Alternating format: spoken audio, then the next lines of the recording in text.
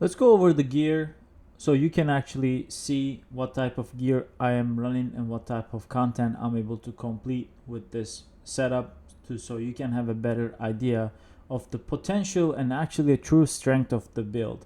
As you can see, we are only running our weapon as currently 12 out of 12 masterwork, and it's actually should be a mace. However, I only was able to find GA greatsword, and it's not too bad, losing some additive and losing some damage because it's a faster weapon, but we are gaining attack speed, so it's not that bad. So running two-handed greatsword for now, but you ideally want a two-handed mace.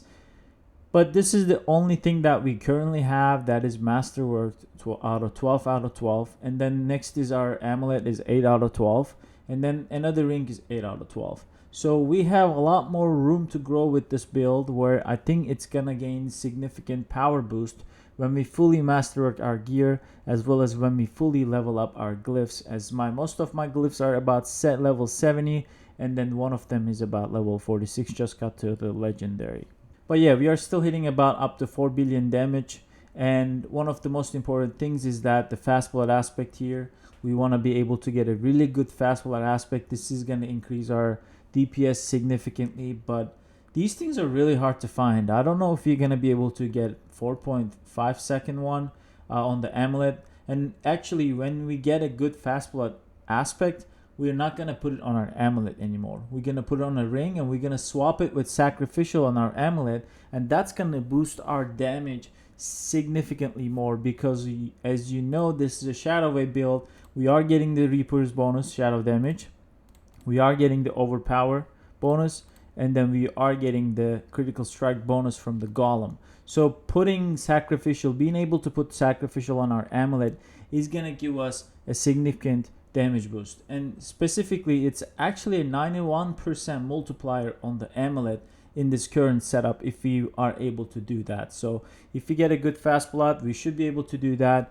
But yeah, still looking for a good fast blood aspect. Another thing is, along the same lines, cooldown reduction is massive. The more waves we can cast, so we can actually cast about 1 wave per second, even maybe 2 waves per second. Not all of them will overpower, but the more orbs will generate and accumulate, that we will be able to do more DPS damage per second as we reduce our cooldown. Our Shaco is currently at 4 out of 12. I am really looking to masterwork the cooldown reduction for the next few days.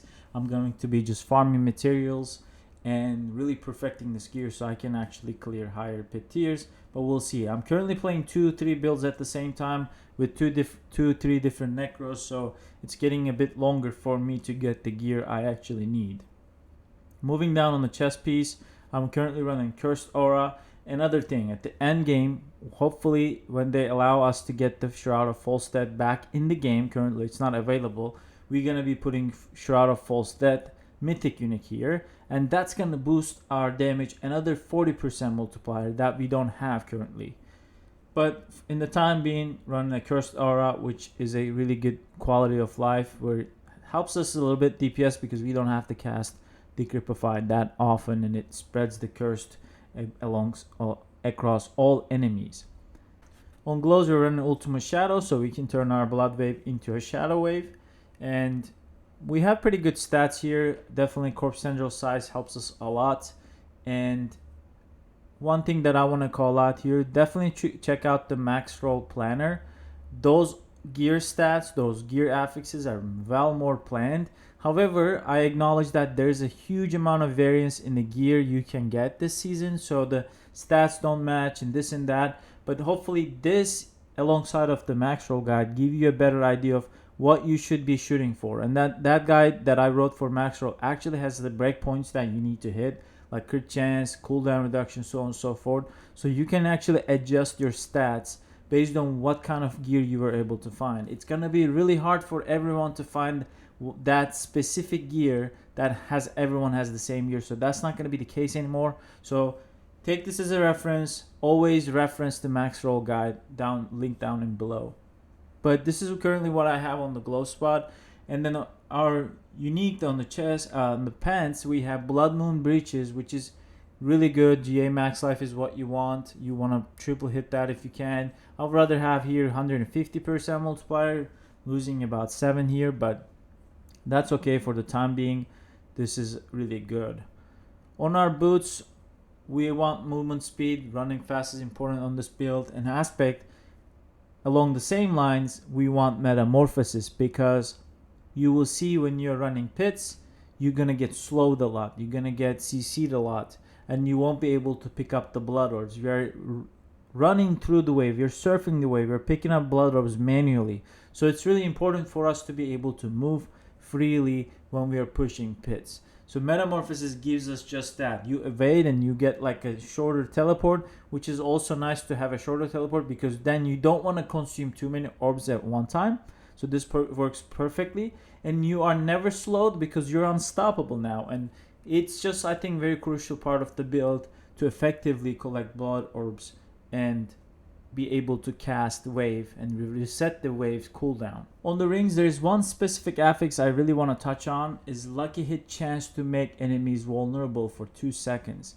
This got buffed this season and it's almost at 100%. When I masterwork it one more time, you'll probably get there, and you will see in the video, or you already have seen, we are making enemies vulnerable at all times. I am not running Tendrils vulnerability, I'm not running Bone Prison or any of that. I am purely relying on lucky hit chance, and they are vulnerable at all times. And this saves us 2 things. We don't have to run Bone Prison, obviously, and we can use the Tendrils to generate more blood orbs instead of making opponents vulnerable. So it saves us there with the skill tree passive, and it helps us a lot. So you definitely want this affix on one of your rings. Like if you find anything with this affix, definitely snatch it, definitely save it. This is what you want to run in this build, because it makes it so much easier, where we don't need to cast anything to make enemies vulnerable. We're just casting blood waves and shadow waves, and then making the targets vulnerable.